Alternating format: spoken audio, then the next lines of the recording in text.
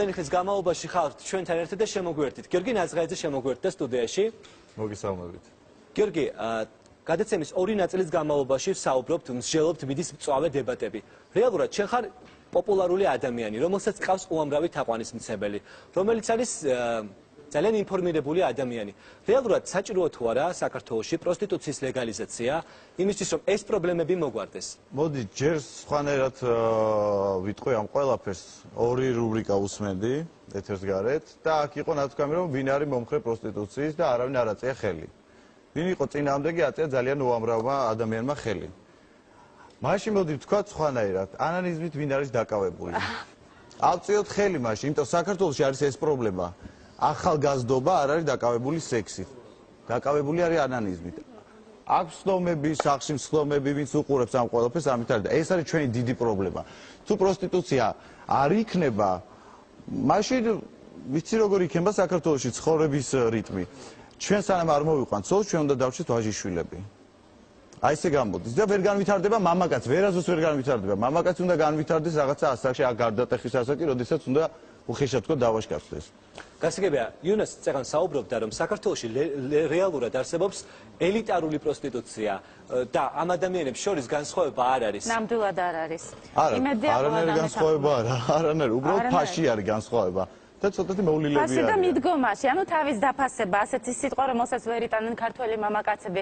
რატომ გარბიან ქართველი მამაკაცები საქართველოს ფარგლებს გარეთ, რომ იქონიონ ის ნამდვილი რეალური სიამოვნება, რასაც სექსი ქვია და არა ფულის გამოწალვა. არის ერთი კარგი რუსული ფრაზა: "Секс за деньги обходится дешевле, чем бесплатный секс". გასაგებია, გიორგი, შენ შემთხვევაში იყო, როდესაც შენ გავლენიანი ქალბატონები $2000 გთავაზობდნენ ღამეში და შენ სხვათა შორის ადასტურებდი, რომ ამისთვის ფული აგიღია. იცი რა არის, ხა გეტყვი როგორ არის. ეს იყო სიმართლის დროში და მე ავხსენი კიდევაც, იყო შემოთავაზება და ვიტყვი იცი რომ მქონდა პერიოდი, როდესაც მე გამოცდილ ქალთან მქონდა ურთიერთობა. გამოცდილი ქალი, ანუ პატარა ბავშვებში ხა არ არის, ჩემ თანატოლებში არ არის გამოცდილი გოგოები. გამოცდილ ქალთან მქონდა ურთიერთობა და კიდე გამოდე მე ესე თანხა ვიღაცამ გადამიხადა, არა, უბრალოდ ამ ქალთან მე მქონდა ურთიერთობა რაღაც პერიოდი. და ეს ადამიანი რაღაცა როგორ გითხრა ეხლა რა რაღაცა ჩქარ ჩუქინდა რა თვითონ აკეთებდა იმიტომ რომ მას უნდოდა ეს და მე რაღაცას ვუკეთებდი ამას. კიდე გამომდინარე ეს არ არის ის რომ მე პროსტიტუციით ვიყავი დაკავებული. არა, არ მიჭირს და ვიცი რა თუ ადამიანს გაუჭირს, საერთოდ ადამიანს თუ გაუჭირდება მე ყველაფერს იზავს. სალიკო ბერგერს მინდა ვკითხო. რატომ მიდიან ისინი ქუჩაში? იცი რა ძალიან ბევრი არიან რომელსაც სხვა ნიჭი არ აქვს რომ სხვა რაღაცა აკეთოს. ან არა აქვს მართლა არა მე იმას არ ვამბობ რომ ეხლა მართლა იშვიათ გამონაკლისი არ არის, მაგრამ ყველა ანუ შეიძლება ცუდად გამომივიდა, ყველა ანუ ამ საქმით დაკავებული ადამიანის ალიბი ის არის რომ მე ამას ვაკეთებ გაჭირვების და რაღაცის გამო და რაღაცა. ხვარიან არა ვთქვათ იგივე შეიძლება უფრო განათლებული რაღაცა გოგო რომელსაც შეუძლია წავიდეს და ისა ცოტა მეტ ფულს შოულობს ამითი ვიდრე იმუშავებდა ვთქვათ რომ იმუშაოს რაღაცა ფირმაში ოპერატორად თუნდაც რო არ ვთქვათ რომ ზარეული ან რაღაცა დამლაგებელი და ასე შემდეგ სხვა პროფესია რომელიც ყველა ადამიანს შეუძლია იყოს მიმტანი ან რაღაცა გააკეთოს ფული იმითი და იმუშაოს ანუ ეს შენ ფიქრობ რომ ფულის შოვნის მარტივი გზაა და ამიტომაც ადგენენ ადამიანები უმეტეს შემთხვევაში ესეა და იმ ფულს როცა ეჩვევა ის ადამიანი რომ ხანდახან ღამეში შეიძლება ძალიან ბევრი ფული გააკეთოს, ხან შეიძლება ნაკლები, აქედან გამომდინარე ის ურჩევნია, რომ თავისი აი ამ ამითი ადვილად საშოვნელი ფულით.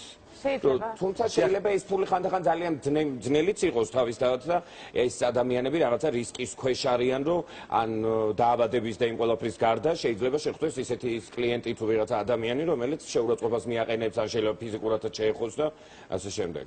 დიდი მადლობა. ჯაბა კილაძე გამოშვების ორი ნაწილია მოთმინებით უსმენს ამ მწვავე დისკუსიას. ჯაბა, რით შეიძლება საქართველოში პროსტიტუციის პრობლემის მოგვარება? აქ ამბობთ და რესპონდენტების ერთი ნაწილი რომ ეს არ უნდა იყოს ლეგალიზაცია. მაშინ რა სხვა გზა შეიძლება იყოს? იცი რა არის, ეს არის ძალიან დიდი პასუხისმგებლობა, როცა შენ აზრს აფიქსირებ მსგავსი რთული თემის მიმართ. მე ესე მიმაჩნია, ხო? პროსტიტუცია ამაზე უკვე ვილაპარაკეს ბევრი რომ საუკუნეები მოდის შენ ამას ვერ აკრძალო. უნდა ებრძოლო, ხო? ახლა მე იმას კი არ ვიზახი რომ კარგია რომ მოდი იყოს ბევრი პროსტიტუციური სახლი თუ რაღაც ხო ხდები და იქ ვიაროთ ყველამ კარგი არა. მე პირადად ამის მიმართ არ მაქვს კარგი დამოკიდებულება, რომ მე ამ სფეროს არ ვიყენებ, მე არ თავის ქებაში არ მინდა ჩამეთვალოს, მაგრამ მე ქალში ფული არ გადამეხთია. ამას ვამბობ სრული პასუხისმგებლობით. მაგრამ არის კატეგორია, ვინც დადის აქ, ხო, ის კი არ დავძრახოთ ისინი, მაგრამ აი დაუშვათ ვიღაც 15 წლის ბიჭი, რომელმაც 20 ლარი იშოვა და უნდა რა ამით დაკავდეს. ხო, არ იცის რა ქნას, ხო, მამიკოსთან ცხენია რომ უთხრას, უფროს ცხენია და ადგადა წავიდა, სადაც გაუგიას. ხო, არ ვიცი, არის მარტო ქუჩები. 15 წლის ბიჭები ამ სერვისს არ აი იყენებენ. 17-ის აიგე რა, მე ვიძახი ბავშვის, მე მაგალითად დიდი რო ვარ, ვიცი რომ უნდა ვიყიდო აფთიაქში აუცილებლად რეზინი, პრეზერვატივი იმისთვის რომ ვიყო უსაფრთხოდ, ხო? იმან შეიძლება არ იცის. მიდის იმ ქალთან, ხო? აი ჩვენ ხო უსმინეთ რომ ის ამბობს რომ დაუცველად მოდი კაცო სუფთა ვარ, რა სუფთა ხარ რა ისა, გაწერია, რა ვიცი მე რომ სუფთა ხარ, ხო? ტყუილი, ანუ შენ ჩვენ რაზეც ეხლა დავაუთ, მე თუ მკითხავ, თავარი პრობლემა არის არა თვითონ ეს პროსტიტუტკები თუ ვიღაცები, არამედ ის ადამიანები, ვინც იმასთან მიდიან, იმიტომ რომ იქიდან ადამიანმა შეიძლება მილიონი დაავადება აიკიდოს, ხო?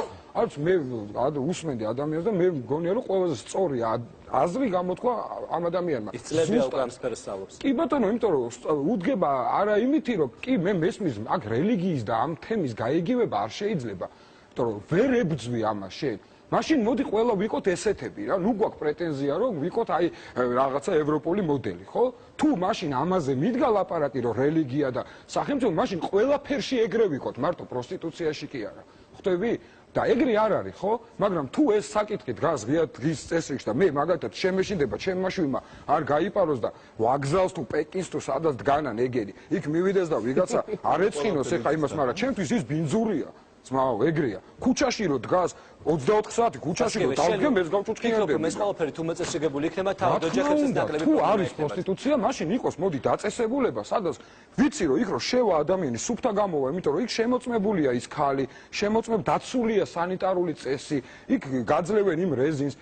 განათლება ამის გააქვს და არ იქნება დარღვევა, არ იქნება 15 წლის ბავშვები ბევრი ორსულად რო რჩება და ასე შემდეგ. ბევრი პრობლემა მოგვარდება. თუმცა კიდე აქვე აღნიშნავ, ეს არ არის კარგი. რა თქმა უნდა, რომ სახელმწიფოში იყოს ბევრი, მაგრამ საჭიროა. დიდი მადლობა. გია, რატომ ერიდებათ ხალხს ამ თემაზე ხმამაღლა საუბარი? საჯაროდ ისინი საუბრობენ რომ ეს არ უნდათ, თუმცა პირად საუბრებში, თუნდაც აქ კულისებში ბევრი ამბობდა რომ გასაგებია გვერდს ვერაუვლია. ეს არის ჩვენი მენტალობა და ჯაბა თქვა და მე ვერ არ ვიცნობ კაცს რომელიც იტყვის რომ მე ქალში გადამიხდია ფული. მაშინ ვიღა იხდის, არა ჯაბა მე არ ძალიან ბევრია არ ამბობენ ამას.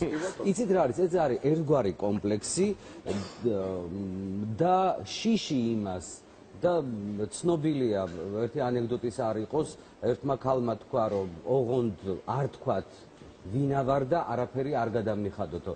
აქედან გამომდინარე, საერთოდ სანამ არ იქნება აი ის დამოკიდებულება, თუნდაც ელემენტარული განათლება. აქედან ადამიანები, რომლებიც წავიდნენ, მე დარწმუნებული ვარ, იმათ ვერ გაიგეს კითხვა. ანუ ამბობდნენ რომ არა და რატომ არა, მათ არ უთქვამთ. რატომ არა? მაშინ თქვენ შეიძლება ისინი ჩვენზე ჭკვიანები არიან, შეიძლება ჩვენზე უკეთესად აზროვნებენ, მაგრამ მე ვერ მოვისმინე არგუმენტი. რატომ არა? არა, ეს არის ჩვენი პრობლემა არის ეს, როდესაც ჩვენ კამერის წინ ჩდებით ყოველთვის.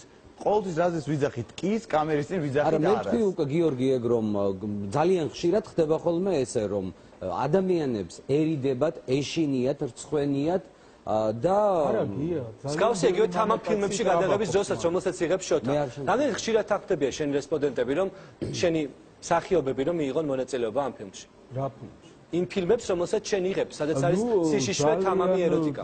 მაღალი დონის მსახიობები ძირითადად თახდებიან და აი დამწყები და ვისაც პრეტენზიები აქვს, არა, იმიტომ რომ ეს არ არის ფილმი მხოლოდ სიშიშვლეზე და ეხლა რაც შეეხება პროსტიტუციას, მე მინდოდა სულ გადამეღო კლიპი, სადაც იქნებოდა ეს თემა და ზუსტად აი ძალიან მალე ეხლა ნიუ-იორკიდან ჩამოვა ნუცა შანშიაშვილი, I will survive, მე გადავრჩები, ხო? რემიქს აკეთებს და გადავიღეთ კლიპი, აი ძლიერ ისეთ ქალებზე, რომელსაც ესეთი ტანჯული ცხოვრება ჰქონდა და ძალიან კარგი გოგოებით მონაწილეობენ. დიდი მადლობა. აუდიტორიას მოусმინოთ. დღის შემდეგაც ჩვენი ბოლო სტუმარი და ამით ერთგვარი რეზიუმე გავაკეთეთ. გისმენთ. რომ მე არ ვიცი შედითხარ დაკავებული ანალიზმით თუ სხვა რამით, მაგრამ მე პირადად ჩემი მეგობრები როგორც არ ვარ დამი დაკავებული. ხელის გული მაჩვენე. იმის თქმა მინდა მოდი ახლა ნუ გადავალთ შეურაცხყოფას, თორე არ არის. კარგი, არ არის საჭირო, მოდი ჩავშტოთ კოლექტურულ ფარგლებში, ეს არის სატელევიზიო სტუდია. მადლობა.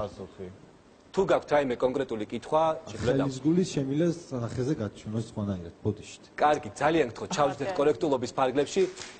დიდი მადლობა. აში! ეს არის 21 საუკუნე.